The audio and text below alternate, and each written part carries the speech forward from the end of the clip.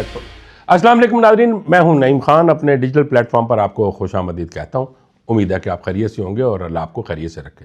Video में आगे बढ़ने से पहले आपसे रिक्वेस्ट कि हमारे चैनल को सब्सक्राइब करना मत भूलिएगा, बेल आइकन के बटन को दबा दीजिएगा और अगर वीडियो अच्छी लगे तो लाइक और शेयर ज़रूर कीजिएगा। नाज़रीन, आज सुप्रीम कोर्ट में तोशा खाना जो फौजदारी केस है उसकी आज समाअत का दिन था। चीफ जस्टिस याहिया अफरीदी और जस्टिस शाहिद बिलाल हसन के 2 रुकनी बेंच ने आज समाअत की। दौरान समाअत ये बात सामने आई कि इमरान खान साहब की जो सेहत है उसके बारे में अभी तक कुछ भी इल्म नहीं है कि उनके साथ जेल में कैसा बर्ताव हो रहा है, उनकी सेहत कैसी है, उनका इलाज कैसा हो रहा है।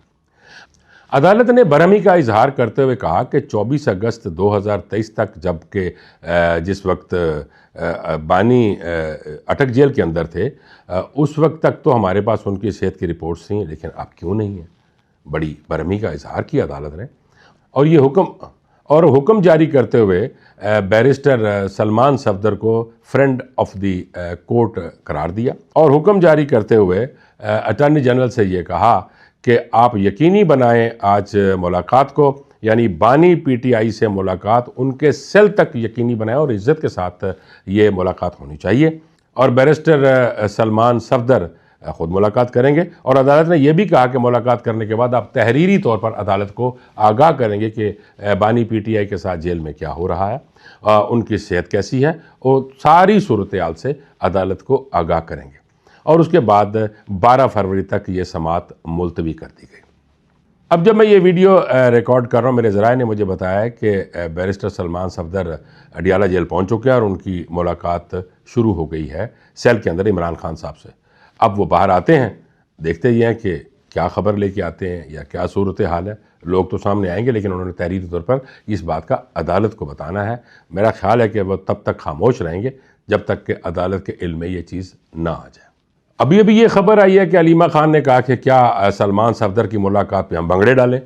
अब तक तो हमारी 2000 मुलाकातें हो जानी चाहिए थी, लेकिन क्या अब हम भंगड़े डालें। तो ये कहना अलीमा खान का इस वक्त नामुनासिब सा है, क्योंकि मुझे इरशाद भट्टी साहब की वो बात याद आ रही है कि उन्होंने कहा कि अलीमा खान ने ये कहा कि जितने भी बच्चे हैं, जवान हैं, तमाम के तमाम रोड्स पर निकलें और बानी की फेवर में जुलूस निकालें 8 फरवरी को। तो इरशाद बकौल नाज़रीन इरशाद भट्टी साहब के कि उन्होंने कहा कि अलीमा खान ने यह कहा कि आप सब बाहर निकले और मैं और मेरा बेटा बसंत मनाएंगे और 804 वाली जो पतंग है वो हम उड़ाएंगे।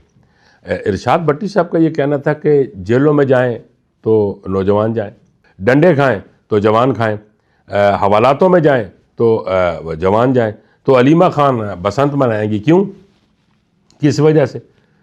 अब आज वही बात इरशाद भट्टी साहब की वो ठीक लग रही है ना नाज़रीन, और वो क्या कि वो ये कह रही हैं इस वक्त कि क्या हम सलमान सफदर के मुलाकात पे भंगड़े डालें। भाई सलमान सफदर उनके वकील हैं और अगर वकील को मुलाकात की इजाज़त मिली है तो वकील बेहतर तौर पर जानता है ना, क्योंकि इमरान खान साहब ने उन्हें वकील मुकर्रर किया है और अगर अदालत ने उन्हें फ्रेंड ऑफ द कोर्ट बना दिया तो ये कितनी बड़ी इज्जत की बात है। तो अगर आज मुलाकात हो जाती है, वहाँ सारा कुछ सामने आ जाता है और अदालत के नॉलेज में आ जाता है या नोटिस में खुदा ना खास्ता अगर तबीयत ठीक नहीं है या वहाँ पे जेल का अमला अच्छा सलूक नहीं कर रहा, तो वो अदालत तक पहुँच जाएगी ना सारी बात, और फिर हम सब तक यानी अवाम तक ये सारी बातें आ जाएंगी। इरशाद भट्टी साहब का वो कहना कि भाई बाकी तो लोग डंडे खाएं, जेलों में जाएं, हवालातों में जाएं और अलीमा खान बसंत मनाएंगी, और दूसरी जानिब अलीमा खान का ये कह देना कि हम भंगड़े डालें, बल्कि ये खुशी की बात थी। अलीमा खान साहबा को आज ये कहना चाहिए था कि शुक्र है कि जमूद टूटा और आज इजाज़त मिल गई है, हमें सब कुछ इल्म हो जाएगा। और उसके बाद मैंने भी अपने कल के व्लॉग में ये कहा था कि अब ये मुलाकातों का सिलसिला शुरू हो जाएगा।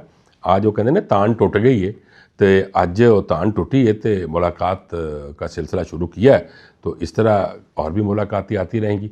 अगर वाकई मैंने अर्ज़ किया था ना कि अगर बातों को मुलाकात करने के बाद अगर उसको सियासी रंग ना दिया जाए तो मेरा ख्याल है कि मुलाकातों का सिलसिला जारी रहेगा। जैसा कि अलीमा खान साहबा पहले भी मुलाकात करती थी तो बाहर आके वो जो सियासी पॉइंट स्कोरिंग करती थी, उसकी वजह से शादी मना किया गया था। अब जब वकला को मिलने की इजाज़त दे दी गई है तो मेरा ख्याल है कि ये एक खुश आइंद खबर है। व्यूअर्स, ज़रा अब आगे चलते हैं। हज़ारों ख्वाहिशें ऐसी कि हर ख्वाहिश पे दम निकले। जनाब फैसल वावडा साहब कल एक हामिद मीर साहब के प्रोग्राम में मौजूद थे। प्रोग्राम से पहले वो आसिफ अली जरदारी साहब से उन्होंने मुलाकात की और सियासी सूरत हाल पर उन्होंने बात की। लेकिन जब वो प्रोग्राम में आए तो उन्होंने ये कहा, एक सवाल के जवाब में उन्होंने ये कहा कि भाई अगर चाहते हैं कि पाकिस्तान के हालात ठीक हो जाएं, सियासत ठीक हो जाए, मईशत ठीक हो जाए, तो जो पिछले 30 साल से जो हैं सियासतदान, उनमें 500 से लेकर 5000 को या तो गोली मार दी जाए या फिर फांसी दे दी जाए, तब जाकर हालात ठीक हो जाएंगे और सारा मुल्क ठीक हो जाएगा। अच्छा, अगर पिछले 30 साल की बात अब करते हैं तो फैसल वावडा साहब भी उन्हीं पिछले 30 सालों में ही आते हैं, तो क्या वो अपने आप को भी उसमें शामिल करते हैं? अब कहना तो ये चाहिए था ना कि ये 500 से 5000 का अगर उन्होंने फिगर दिया है तो ये कहना ये चाहिए था कि अगर ये आकर अपने आप को एहतसाब के लिए पेश करते हैं तो फिर मामला मुल्क का ठीक हो जाएगा। ये कहाँ की बात है कि 500 से लेकर 5000 को गोली मार दी जाए। अब आप ज़रा अंदाज़ा फरमा लीजिए नाज़रीन कि सियासतदान अपने हलकों में जाते हैं, अपने मसाइल जो लोगों के हैं उनको हल करने के लिए जाते हैं, या अपने हलकों में बैठे हुए हैं, तो खुदा न खास्ता को अनहोनी हो जाए तो फिर क्या फैसल वावडा साहब पे बात आएगी कि फैसल साहब आप इस तरह लोगों को इश्ताल की तरफ लेकर जा रहे हैं। नाज़रीन, मैंने अपने एक व्लॉग में कहा था कि बड़ी ईद से कबल PPP को एक बड़ी कुर्बानी देनी पड़ेगी और वो कुर्बानी का दिन आ गया है। चूँकि फैसल वावडा साहब कहते हैं कि 28वीं तरमीम तो ज़रूर आएगी।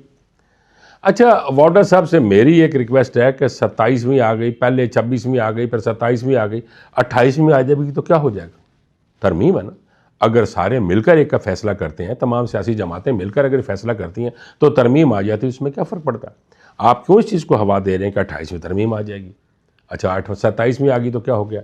सारे मुत्तफिक थे, 28वें पे अगर मुत्तफिक हो जाएंगे, कल को 29वीं 30वीं आती, मुत्तफिक होकर सारे के सारे सियासी जो रहनुमा या सियासी जमातें करती हैं तो हो जाना चाहिए। आप लोगों को क्यों डरा रहे हैं वाडा साहब?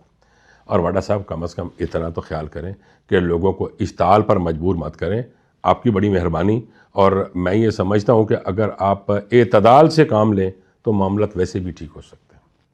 नाज़रीन, अब ज़रा आते हैं PTI के एक नए मौक़िफ़ की जानिब। तहरीक तहफ़्फ़ुज़ आईन पाकिस्तान और PTI ने मिलकर एक ये फ़ैसला किया था कि आइंदा ना तो जेल भरो तहरीक की बात की जाएगी, ना सड़कों पे आने की बात की जाएगी, ना ही हल्ला गुल्ला मचाने की बात की जाएगी, और ना ही कोई एक नई तहरीक के बारे में कहा जाएगा कि आइंदा ये होगा, जब तक कि मुलाकात वज़ीर आज़म से नहीं हो जाती, मामला सामने नहीं आ जाते।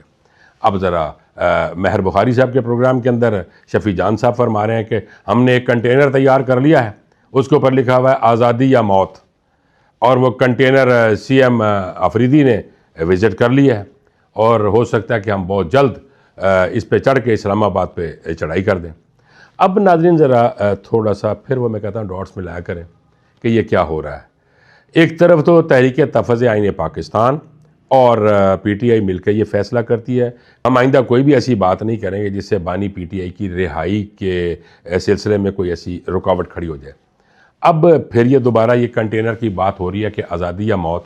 तो मैंने नाज़रीन पहले अर्ज़ किया था कि होता यही है कि जब भी बानी PTI की जो रिहाई की बात जब करीब आने लगती है तो कोई ना कोई नया कट्टा खोल दिया जाता है, नया कोई शोशा छोड़ दिया जाता है। अब ये नया शोशा छोड़ा जा रहा है और ये कहा जा रहा है कि अब हम इस्लामाबाद की तरफ चढ़ाई करेंगे, कंटेनर तैयार हो गया, आज़ादी या मौत। भाई किस चीज़ की आज़ादी? आज़ाद तो नाज़रीन पाकिस्तान पहले ही है, और किस तरह की आज़ादी?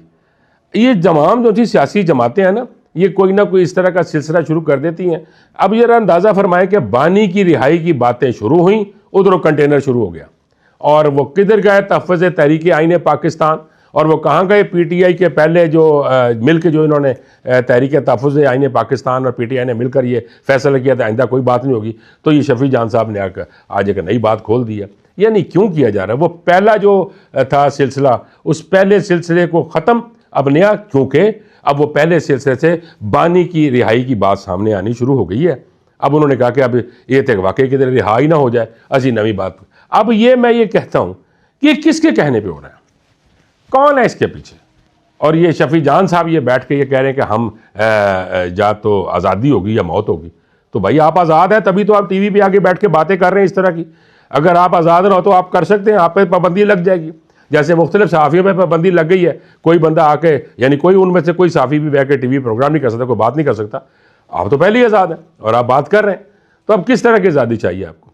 अब खुदा का वास्ता है, इमरान खान साहब को रिहा होने दें। जब भी उनकी रिहाई की बात आती है, कोई ना कोई बीच में काम पड़ जाता है, तो फिलहाल ज़रा ये देख लें, महमूद अचकज़ई साहब की मुलाकात देख लें। अब जो सुप्रीम कोर्ट ने आज फैसला किया है, उसको भी देख लें, क्या सूरत हाल अंदर से, जेल के अंदर से आती है। जो भी अदालत के सामने आएगी वो सब कुछ सामने आ जाएगी, चूँकि अदालत के पास जो बात आती है वो सामने आवाम के लिए भी होती है, आवाम के सामने आ जाती है बात। तो तब तक इंतज़ार करें, और अगर आप चाहते हैं कि इमरान खान साहब बाहर आ जाएं, तो मेरा ख्याल है सब्र और तहम्मुल से काम लेना पड़ेगा। नाज़रीन, आज के व्लॉग में इतना ही।